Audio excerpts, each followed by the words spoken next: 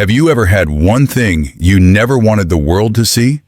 Something so personal, so painful, that you prayed no one would ever touch it? Now imagine someone trying to rip it off you in front of cameras, guests, and the bride herself. What would you do in that moment? Freeze, fight, or finally let the truth speak for you? Because for Lena, that moment didn't just expose a scar. It exposed everything this wedding was built on. Before the world discovered who she truly was. Before the humiliation and the shock that stopped an entire room. Let's go back to how it all began. The bridal suite glowed with soft golden light, filled with the scent of roses and champagne. Expensive silk robes draped over chairs, makeup brushes scattered across vanities, and laughter echoed through the room. The bride stood at the center, radiant in her white robe, her hair being curled by a professional stylist. Around her, 5 bridesmaids fussed over their own appearances, their voices high and excited. The door opened quietly, and Lena stepped inside carrying a heavy box of wedding favors. She wore a modest dress, and her signature Ankara scarf wrapped elegantly around her head, the vibrant colors standing out against the sea of white and pastels. Her movements were careful, her eyes cast downward as she made her way to the table near the window. One bridesmaid nudged another and whispered just loud enough for everyone to hear. "Oh, look, she actually came." The second bridesmaid covered her mouth, stifling a laugh. "Still wearing that thing, I see." The others exchanged knowing glances, phones already in hand pointing subtly in Lena's direction. Lena set the box down and began arranging the delicate favors with steady hands. She didn't look up, didn't acknowledge the whispers. Her face remained calm, peaceful even, though her jaw tightened just slightly. The bride, Vanessa, turned from the mirror and studied Lena for a moment. Her smile didn't quite reach her eyes. "Lena, thank you for helping today. My father insisted you be here." Lena finally looked up, her voice soft and respectful. "Of course. Your father has been very kind to me over the years. I wanted to help on your special day." A third bridesmaid leaned toward her friend, her voice dripping with false nostalgia. "Girl, remember back in school? We used to call her Cursed Scarf Girl." The room rippled with suppressed giggles. Someone's phone camera discreetly angled toward Lena. The memory hung in the air like smoke. Years ago, in the hallways of their school, a younger Lena had walked with her head down, books clutched to her chest, that same colorful scarf wrapped around her hair. A group of girls had surrounded her, their leader a younger version of Vanessa, with the same sharp eyes and cruel smile. They had taunted her relentlessly.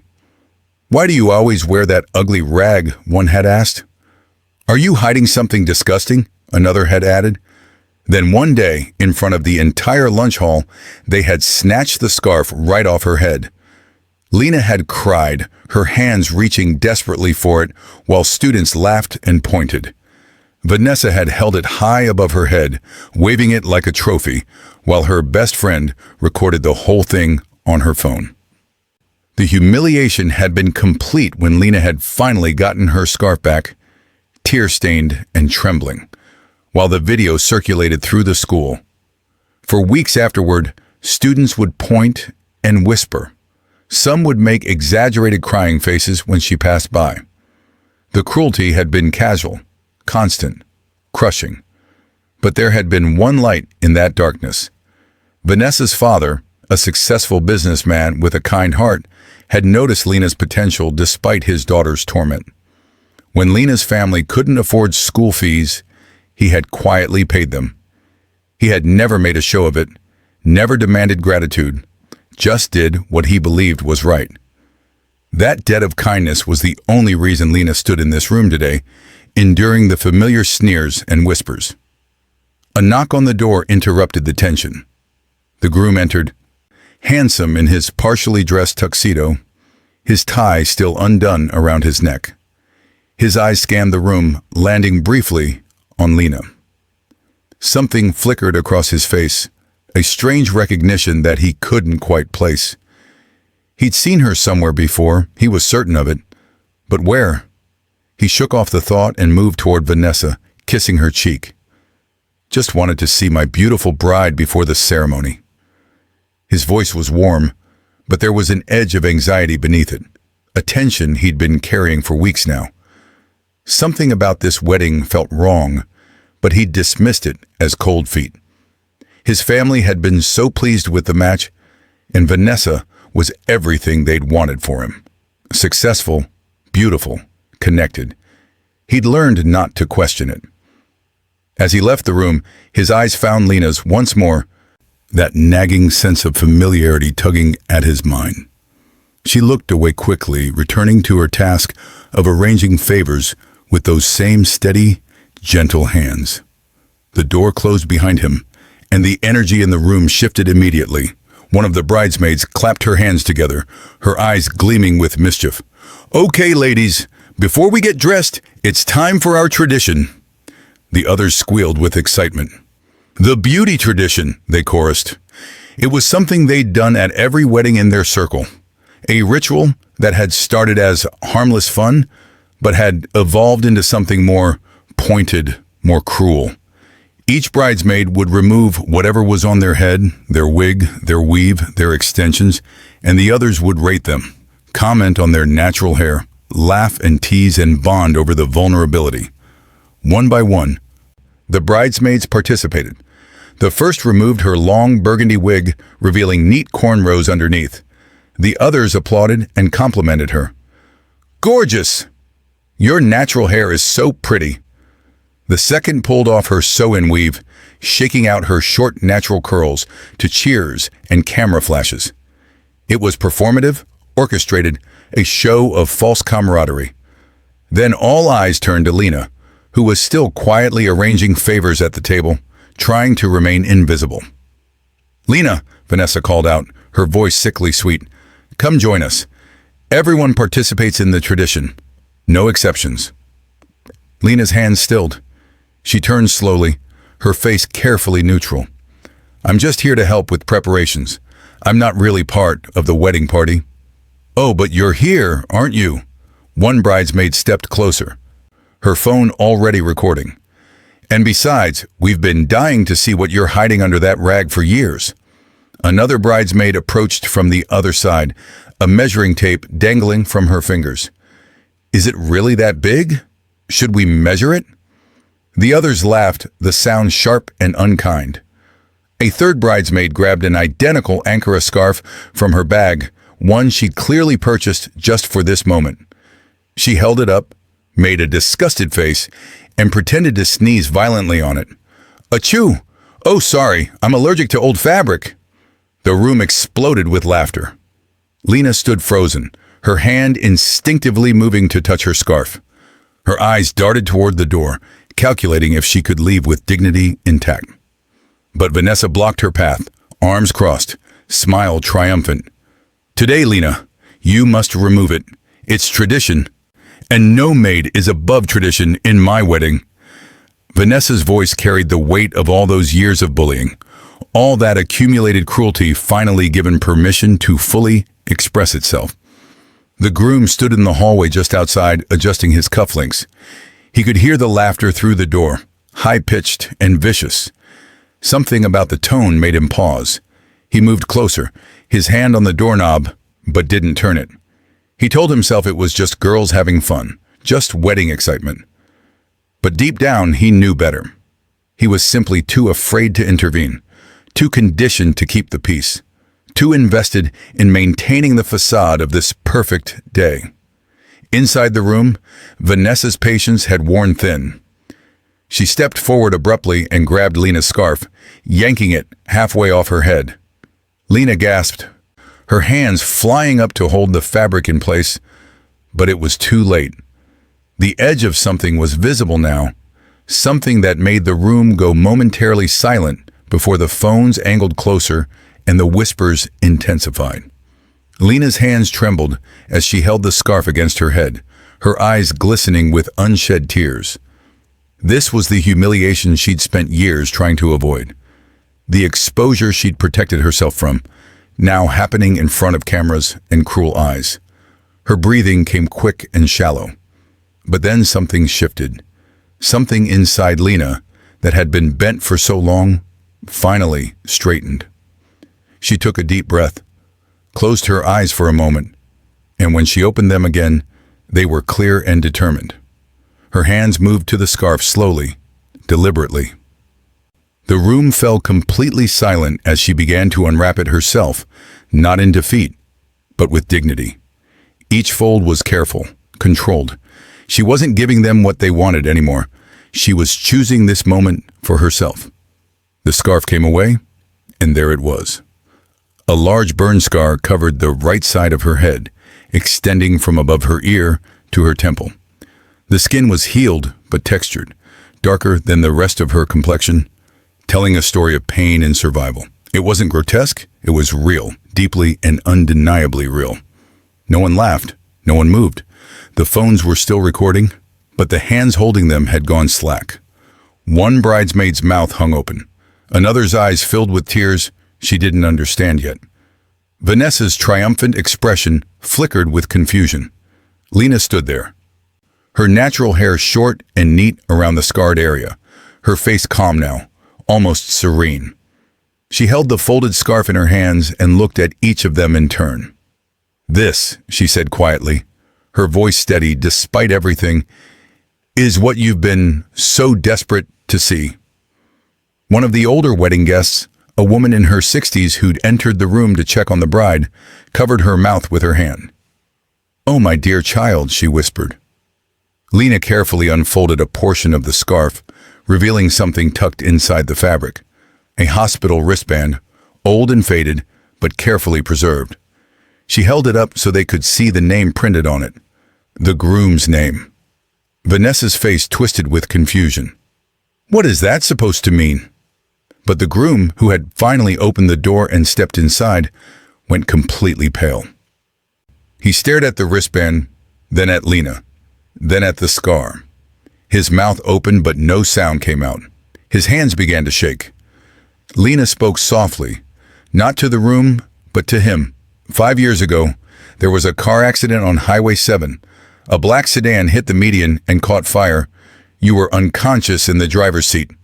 The groom's legs seemed to give out slightly. He grabbed the back of a chair for support. "You," he whispered. "You were the one." "I was driving home from my night shift," Lena continued, her voice carrying through the silent room. "I saw the smoke and pulled over. Everyone else just drove past. I could see you inside, slumped over the wheel. The door was jammed." Tears began streaming down the groom's face. "I tried to find you. For months I tried. The hospital said a young woman brought me in and left him before they could get her information. I pulled you out through the passenger side," Lena said. "It took everything I had. You were heavy and I was small. I got you onto the grass, and then the car exploded." Her hand moved unconsciously to her scarred head. "The heat, the debris, a piece of burning metal hit me. I remember the pain, and then waking up in a different hospital than where they took you." The elderly woman guest openly wept now. Several bridesmaids had tears running down their faces, their phones forgotten. "They gave me your wristband at the scene," Lena continued. "I don't know why I kept it. Maybe for courage. Maybe to remind myself that the pain meant something, that it saved a life. I never wanted anything from you. I never expected to see you again." The groom crossed the room in 3 long strides and pulled Lena into an embrace. His shoulders shook with sobs. "You saved my life. You gave me everything, and I never even knew your name. You gave up, you sacrificed." His voice broke completely. When he pulled back, his face was wet with tears. "I am so sorry. I'm so sorry I didn't know. I'm so sorry they treated you this way in my wedding, in my presence. What you did, what you suffered, it's..." He couldn't find words big enough. The room watched this moment unfold, and for many of them, something fundamental shifted in their understanding of who Lena was, what she represented, but not for everyone. Vanessa's voice cut through the emotion like a knife. Why should we care about some accident from years ago? This is my wedding day. This is about me. Her face was flushed with anger rather than empathy. So you helped him once. That doesn't give you the right to make this day about yourself. The air in the room turned cold. Several guests who had entered to see what the commotion was about exchanged shocked glances. The elderly woman who'd been weeping stopped and stared at Vanessa with open disgust. One of the younger bridesmaids whispered to another, "Did she really just say that?" "She has no heart," another whispered back, loud enough for others to hear. The groom turned to look at his bride, and for the first time he truly saw her. The cruelty in her eyes, the selfishness in her posture, the complete absence of empathy in her expression. This was who he was about to marry. This was who he'd almost committed his life to without really knowing. Lena stood straight, the scarf still in her hands, the wristband visible for all to see. She looked at Vanessa with something like pity, then addressed the room in a voice that was quiet but carried power. "I didn't remove my scarf to shame anyone," she said. "I removed it because I'm tired of hiding pain that was caused by other people's cruelty. I'm tired of being made to feel less than human because of what I survived. This scar is proof that I loved a stranger enough to risk everything, and I'm not ashamed of it anymore." Women in the room began to applaud softly. It started with the elderly guest, then spread to others, a gentle but firm show of support. Some of the bridesmaids joined in, their faces reflecting shame for their earlier behavior. The door opened again, and a distinguished woman in her 70s entered, wearing an elegant cream suit with African print accents. This was Mrs. Adebayo, one of the most respected businesswomen in the country, CEO of a multinational corporation, and a major donor to various causes and companies. She was also one of the Groom's company's biggest investors and had been invited as a VIP guest. She took in the scene with sharp, intelligent eyes. The crying groom, the defiant bride, and Lena standing in the center with her scarf in her hands and her scar visible for all to see. Mrs. Adebayo had heard the entire exchange from the hallway where she'd been speaking with Vanessa's father. She walked directly to Lena, her heels clicking authoritatively against the floor. The room fell silent again. "Young woman," Mrs. Adebayo said, her voice warm but commanding respect, "what is your name?" "Lena, ma'am." Mrs. Adebayo reached out and gently touched Lena's shoulder. "Lena. Courage. Integrity, strength, selflessness." She paused, making sure every person in the room could hear her next words. "You are exactly the kind of young woman my foundation and my company invest in." Gasps rippled through the room. Mrs. Adebayo continued, "I oversee a leadership development program that takes exceptional young women and trains them internationally in business management, executive leadership, and corporate governance. Upon completion, they return home to management positions within our company network. I would like to offer you a place in our next cohort with full funding for your training abroad and a management position waiting for you when you return." The room erupted in shocked whispers. This was the kind of opportunity people spent years networking to obtain. It was life-changing, career-defining, the sort of thing that opened every door. Lena's eyes widened.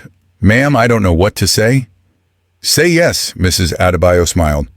"We leave for London in 3 weeks for the first phase of training." In the corner, Vanessa's face had gone from flushed to pale. She grabbed her best friend's arm and hissed in a whisper that wasn't quite quiet enough. "That was supposed to be my opportunity. My company has been trying to get her attention for months. That spot was supposed to be mine." Mrs. Adebayo's head turned slowly, her eyes fixing on Vanessa. The temperature in the room seemed to drop 10 degrees. "Excuse me," Mrs. Adebayo's voice was sharp now, cutting. "That spot was supposed to be yours?" Vanessa stammered, realizing her mistake. My company had submitted my application for the program months ago, and we were told. You were told that your company's sponsorship request was under consideration, Mrs. Adebayo interrupted, her voice like steel wrapped in silk. Consideration that was contingent on character assessment, which I conduct personally at events exactly like this one. She let that sink in for a moment before continuing. I don't invest in arrogance. I don't support wickedness. I don't build up people who tear others down for sport. She turned to address the whole room. My company was planning to provide corporate sponsorship for this wedding as a courtesy to the groom's company. That sponsorship is withdrawn as of this moment. Vanessa's face crumpled. Wait, please. Furthermore, Mrs. Adebayo continued, as if Vanessa hadn't spoken, the international honeymoon package that was to be provided as part of that sponsorship is also canceled. One of the bridesmaids whispered, "Oh my God, that's the 2-week Maldives trip." Mrs. Adebayo wasn't finished. She turned her gaze to Vanessa's best friend, the one who'd been assistant to every act of cruelty since childhood. "You, young lady, what's your name?" The best friend's voice shook. "Jessica, ma'am." "Jessica, you have been complicit in cruelty, but I watched your face during Lena's revelation. I saw genuine remorse, genuine shock. That suggests capacity for growth." Mrs. Adebayo paused. "The corporate retreat that was to include Vanessa? You will take her spot instead. Perhaps you'll learn something about real leadership." Jessica's mouth fell open. She looked at Vanessa, then back at Mrs. Adebayo, clearly torn between horror and disbelief. "Ma'am, I consider it an educational opportunity," Mrs. Adebayo said firmly. "Whether you grow from it is up to you." The room watched as Vanessa's world crumbled in real time. Her face cycled through emotions: shock, rage, humiliation, desperation. But there was no sympathy in the room. The women who'd witnessed everything knew this was karma, pure and precise. Mrs. Adebayo pulled out her phone and made a brief call. "Yes, it's me. Regarding the recommendation for the leadership training position at the regional office, the candidate from the previous company, we're replacing her." She glanced around the room. "Actually, I'm recommending the alternate candidate we discussed, the bridesmaid with the business development background." She was referring to another bridesmaid, one Vanessa had always looked down on, always dismissed as less successful, less important. That bridesmaid stepped forward now, her eyes wide with disbelief. "You're offering me the position?" "Your resume impressed me when it came across my desk last month," Mrs. Adebayo said. "Your references spoke of your integrity and work ethic. Consider this your formal offer." Vanessa made a sound like a wounded animal. Everything she'd worked for, everything she'd positioned herself to receive, was evaporating before her eyes. And it was happening quietly, professionally, without drama or chaos, which somehow made it worse. There was no villain to fight, no injustice to rail against. This was simply consequence meeting action. Lena stood through all of this with quiet grace. She hadn't gloated, hadn't smiled in triumph, hadn't said a single word of retribution. She simply existed in her dignity, letting the truth speak for itself. Mrs. Adebayo turned back to Lena. "My dear, I suggest you prepare for your journey. We have much work ahead of us." She pulled a business card from her purse. "My personal assistant will contact you this week with all the details." Lena took the card with trembling hands. "Thank you, ma'am. I don't know how to thank you enough." "Live well," Mrs. Adebayo said simply. "Succeed. Lift other women as you rise. That's all the thanks I need." She looked around the room one final time, her gaze lingering on Vanessa. "I hope today's lessons are learned by those who need them most." With that, the distinguished CEO left the room, leaving behind a silence that felt heavy with the weight of justice. Lena carefully began to rewrap her scarf, her movements slow and deliberate. She folded it with the same care as always, tucking the precious wristband back into its folds. When she placed it back on her head, she tied it differently this time, higher, prouder. The scar was covered again, but somehow Lena looked more visible than she ever had before. She picked up her small purse and turned toward the door. The groom stepped forward, blocking her path gently. "Lena, please, stay for the ceremony. You deserve to be celebrated today." Lena smiled at him, a genuine smile full of kindness. "This is your wedding day. You should marry her if that's what you choose. But I've done what I came to do. I honored your father's kindness by helping today. And I've honored myself by finally standing in my truth. That's enough for me." "Will I see you again?" he asked. And there was something in his voice that suggested he hoped the answer was yes, though for what purpose even he didn't fully understand yet. "Perhaps," Lena said gently, "the world is smaller than we think." She walked toward the door, and as she passed each woman in the room, something remarkable happened. The older guests reached out to touch her hand, to whisper words of encouragement. Some of the bridesmaids openly wept, whether from shame or admiration, or both. One even whispered, "I'm so sorry. For everything. From school until now. I'm so sorry." Lena paused, looked at her, and nodded. "Forgiveness is a gift I give myself," she said. "I'm tired of carrying hatred, but I'm also tired of accepting cruelty. There's a difference between forgiving and forgetting boundaries." The young woman nodded, understanding something profound in that moment. As Lena reached the door, several women began to follow her. They filed out of the bridal suite and walked with her down the hallway, a procession of sorts, a showing of solidarity that happened organically without planning. They walked with her to the venue's exit, where the afternoon sun poured through the glass doors like liquid gold. Outside, away from the eyes of the wedding party, these women surrounded Lena. Some hugged her. Others just wanted to stand near her, to be in the presence of someone who transformed humiliation into dignity before their very eyes. "You're going to do amazing things," one woman said. "You already have," another added. An elderly guest, different from Mrs.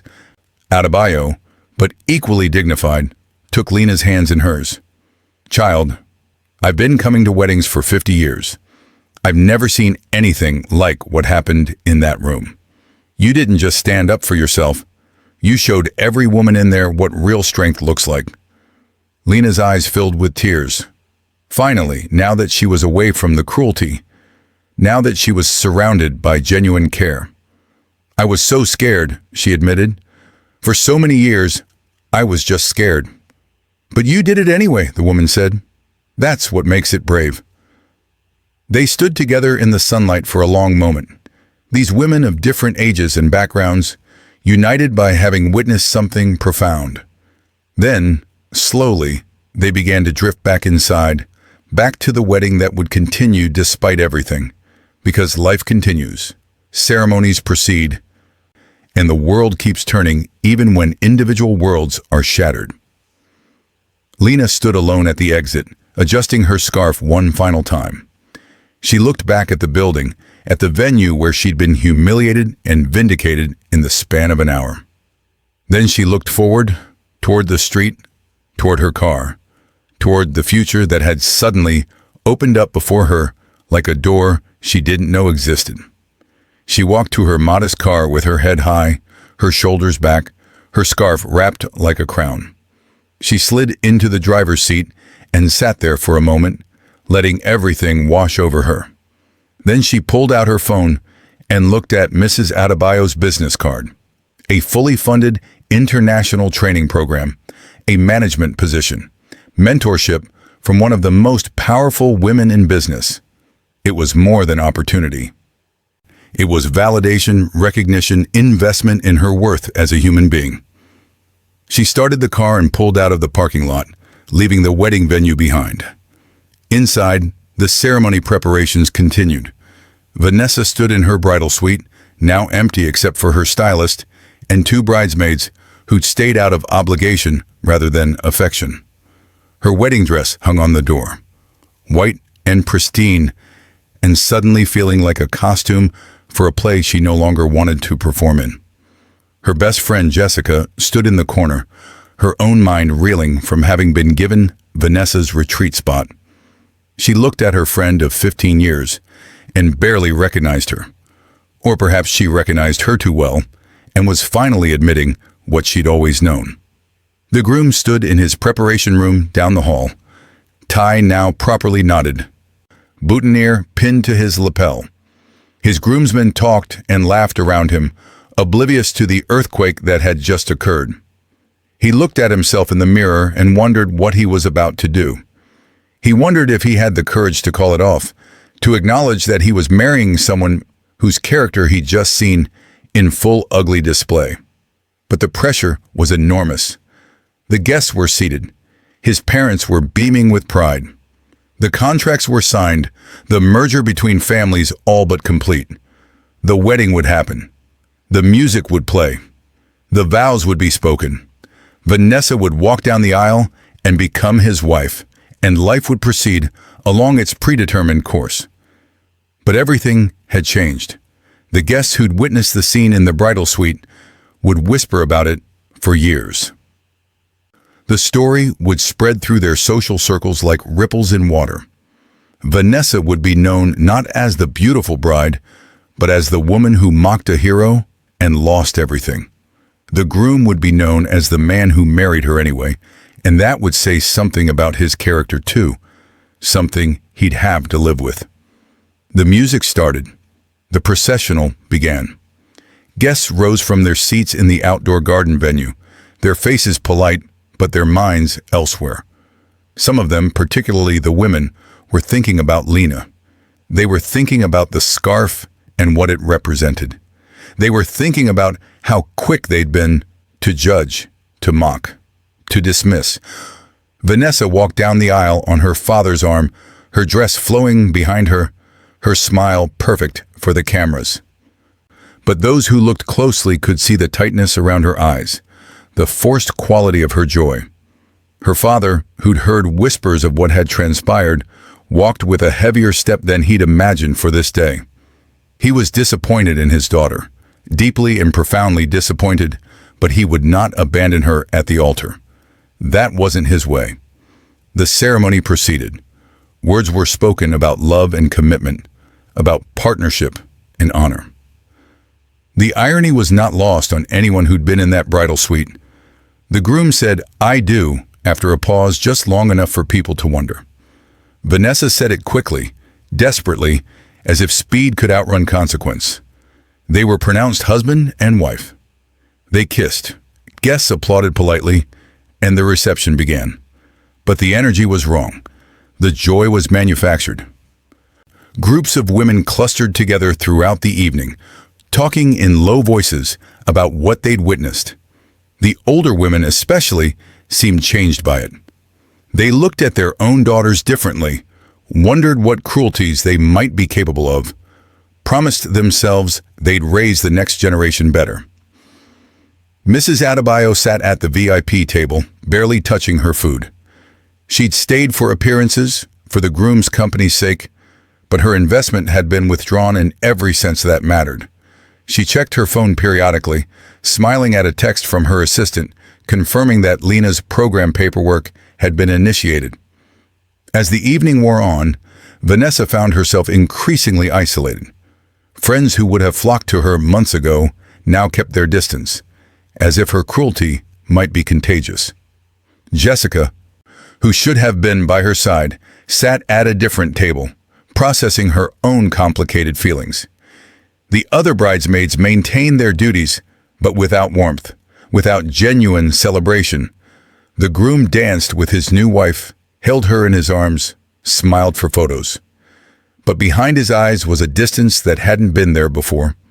He thought about Lena, about the sacrifice she'd made for a stranger, about the years she'd endured mockery while carrying that secret pain. He thought about the woman he'd just married, about who she really was beneath the beauty and pedigree. He thought about the choice he'd just made and wondered if he'd spend the rest of his life regretting it. Meanwhile, miles away, Lena sat in her small apartment, her scarf finally removed for the evening, her scar visible in the privacy of her own space. She made herself a cup of tea and sat by the window, looking out at the city lights.